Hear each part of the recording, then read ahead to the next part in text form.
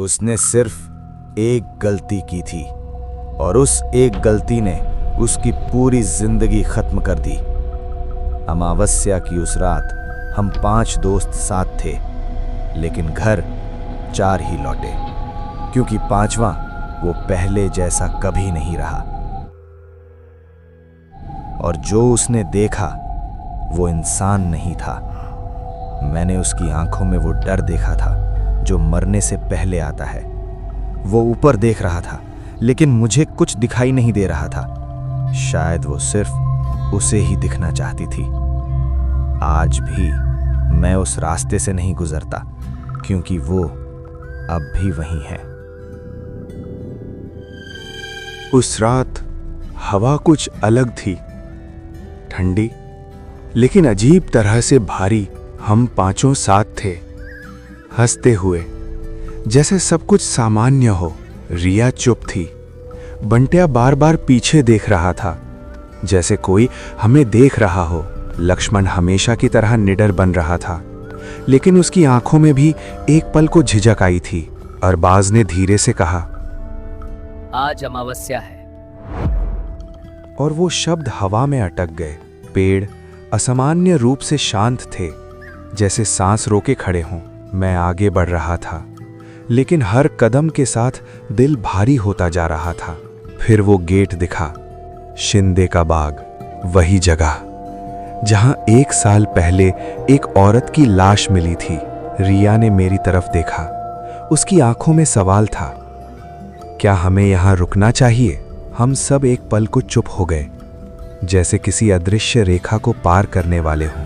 और तभी मेरे भीतर एक अजीब सा एहसास हुआ, जैसे इस अंधेरे में हम अकेले नहीं थे। लेकिन लक्ष्मण, उसे जैसे किसी बात की परवाह ही नहीं थी। हम सब गेट के सामने खड़े थे और अंदर वो गुलमोहर का पेड़ अंधेरे में चुपचाप हमें देख रहा था। वो लोहे का गेट जैसे किसी बंद रहस्य का दरवाजा हो।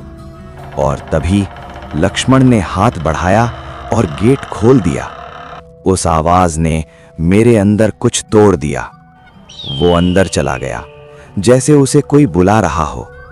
हम बाहर खड़े थे, लेकिन ऐसा लग रहा था कि अब लौटना आसान नहीं होगा।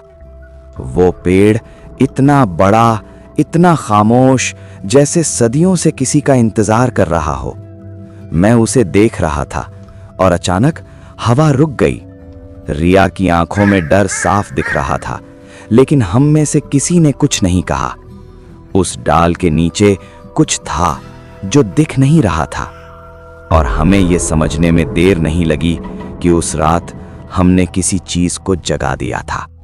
वो ऊपर देखने लगा और अचानक उसकी मुस्कान गायब हो गई। हवा रुक गई, जैसे किसी ने पूरी रात को थाम लिया हो। और फिर कुछ लटकता हुआ दिखाई दिया। लक्ष्मण का चेहरा एकदम सफेद पड़ गया था। वो कुछ देख रहा था जो हमें दिखाई नहीं दे रहा था। उसकी आंखें जमी हुई थीं, जैसे मौत उसके सामने खड़ी हो। हम सब ने ऊपर देखा, लेकिन हमें सिर्फ खाली अंधेरा दिखा। पर उसके चेहरे पर जो डर था वो नकली नहीं था। बाद में उसने बताया, वो वही थी। सफेद चेहरा, पीली आंखें और एक ऐसी मुस्कान जो इंसानी नहीं थी। अचानक उसका शरीर पीछे उछला और वो जोर से पानी में गिर पड़ा।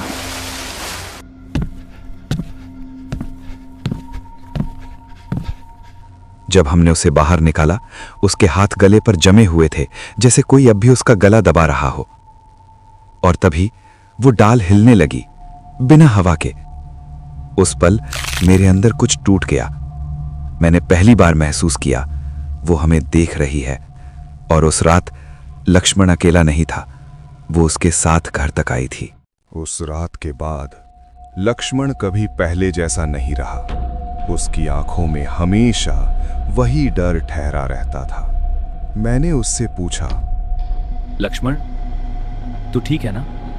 अरबाज धीरे से बोला, इसका चेहरा देख, ये पहले जैसा नहीं रहा। रात को वो अचानक उठ बैठता, जैसे कोई उसे देख रहा हो। एक दिन उसने कांपती आवाज में कहा, वो फिर आई थी। समय बीता, उसकी शादी हुई पर उसकी जिंदगी नहीं बदली। तुम बदल गए हो लक्ष्मण। रिया की आंखों में सवाल थे और लक्ष्मण के पास कोई जवाब नहीं। वो अकेला होता गया, लोगों से, खुद से। बंटिया ने मुझसे कहा, ये अब बच नहीं पाएगा।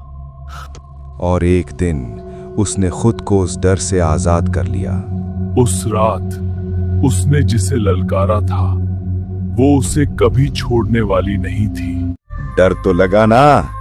अगर कहानी पसंद आई हो तो लाइक जरूर करना।